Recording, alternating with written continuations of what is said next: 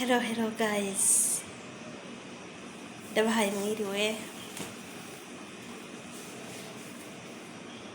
mwiriwe cyane kuri buri umwe wese aho aherereye. Inshuti bakunzi banje, ndabakunda kandi ndabemera.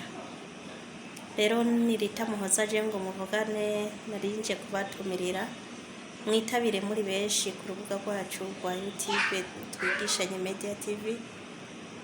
Turabaha ivyigwa byo kwiga kumenya kuvuga icarabu no kucandika. Ndabahaye ikaze muze muri benshi. Nshuti zanje, nukuri muzohamenyera byinshi kandi muzohigira byinshi. Nico gituma nanje ngo ndabatumirire kwino sana kano kanya. Yego rero mwitinye, kandi ndashimira abamaze kubyumva bakamara kuja gucekinga ku rubuga rwa YouTube Twigishanye Media TV. Tubigisha kwitaho amagara yacu, uburyo twokwifata mu gihe iki na kiriya, tukongera tukabigisha uburyo ki dushobora kwiga kumenya kuvuga icarabu mu kukivuga, tukongera tukamenya no kugira no kucandika.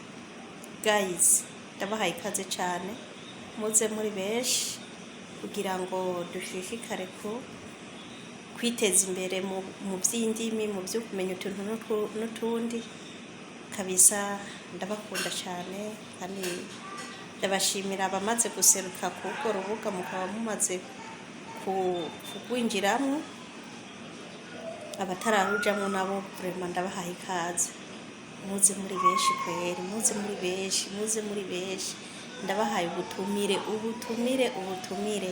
mwihutire ku rubuga rwa YouTube Twigishanye Media TV kwiga icarabu ni Kirundi.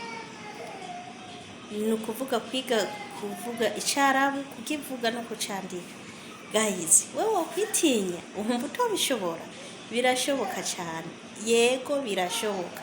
Twese twabitangwe kwiga icarabu ataco dushobora kumenya, ariko kuri ino ncuro natwe tucigisha abandi. Rero mugenzi, nawe urahaye ukaze kugira ngo umenyere kuvuga icarabu bitagoranye. Murakoze cyane ko bagiye kumurikirana, ko bagiye kumva kuri no video mugaca mubishira mu ngiro. Andika Twigishanye Media TV mu ndome nkuru, uca ubona ingene ushikira urubuga. Murakoze.